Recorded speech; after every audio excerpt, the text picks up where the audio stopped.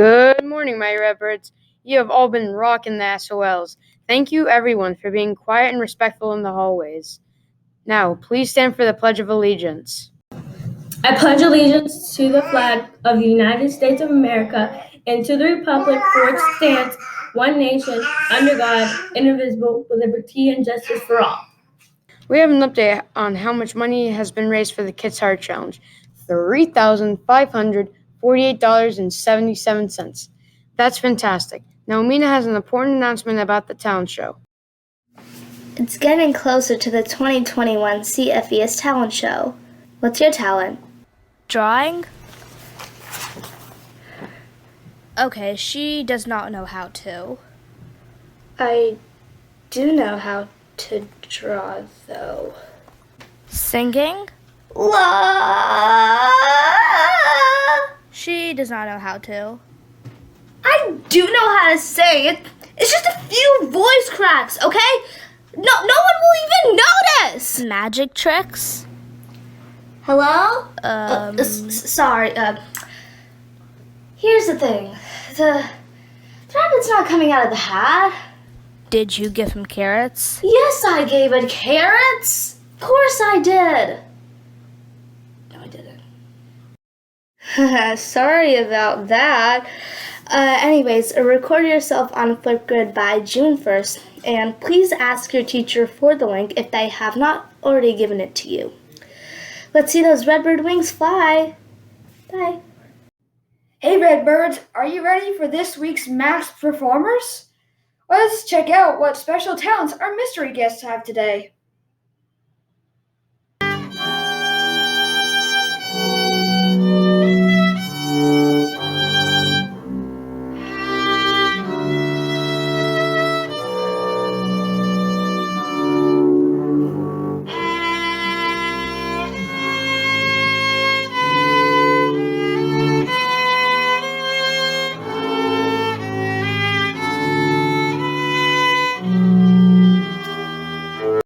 I have no idea who that could be.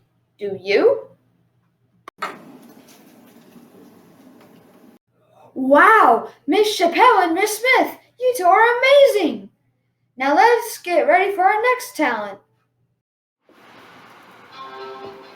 Non pentrai farfellone amoroso, notte e giorno d'intorno girando, delle belle turbando e ripasso, narcisetto arancino d'amor. Delle belle turbando e ripasso, narcisetto arancino d'amor. Can you guess who it is? What's up? It's Mr. Field! Mr. Field? I had no idea you could sing opera.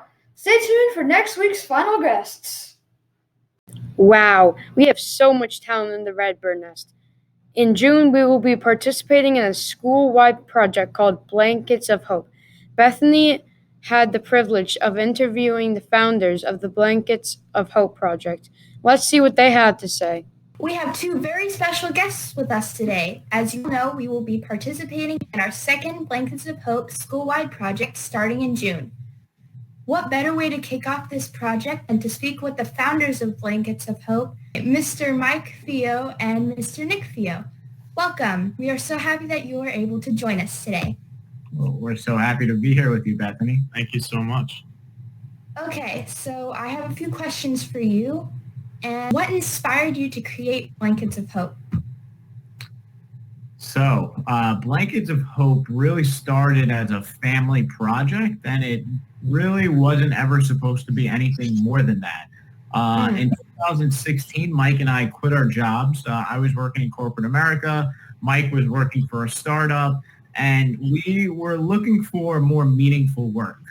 We weren't really fulfilled doing the jobs we were doing, so we kind of took this leap of faith. And when we did, we had this idea of starting these businesses, and to be completely honest with you, we failed a lot when we started out.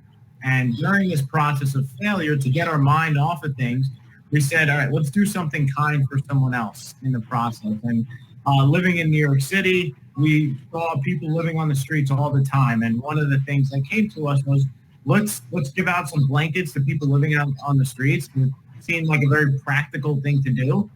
And, we raised some money from friends and family to buy some blankets. We went out and handed them out, and we felt amazing doing this, right? Like as you will soon find out, hopefully, when you give to someone else without expecting anything in return, that's the real gift of life. That's when you really feel most alive. And we felt great. But little did we know, this little family project would soon turn into this massive movement of Blankets of Hope when a venture capitalist found our video online and said, hey, I want you guys to go all in on this project and really inspire the masses with what you're doing. And ever since that day, we kind of took his advice, and now Blankets of Hope is what it is today, and you all are about to participate in it and see what it's all about. That's really cool. How many schools are participating in Blankets of Hope? So far, Blankets of Hope has been around for 6 years and has been working with schools for 5. So far over the last 5 years, we've partnered with about 250 schools total. Wow, that's a lot. Yeah. How did you feel when Blankets of Hope first succeeded? So I think ever since we started it, even just as a family project, it always felt right in our hearts. And we always find that to be the best criteria to measure success is how does it feel inside, right? So even when it wasn't this big organization and it was just us going out on the streets, we knew it was the right thing to do. And I think the beautiful thing that happened along the way is because we followed our hearts, more success has come our way, right? And now we have venture capitalists that are backing us, and we have schools across the country that are getting involved. So it just seems like it's this snowball that just keeps picking up speed, and that, means the world to us because it means what we're doing is working, and our mission to inspire this global movement of kindness, we're getting closer to it. So we're super excited about that. Thanks. That was really very inspiring to listen to. Well, thank you. Truthfully, Blankets of Hope would really be nothing without the awesome, students like you and educators like you have in your school. So we can't take any of the credit. We have to thank you guys for allowing us to keep growing this movement of kindness. So thank you.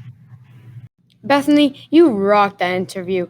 We sure are lucky to have the actual founders of Blankets of Hope share their inspirational story with us.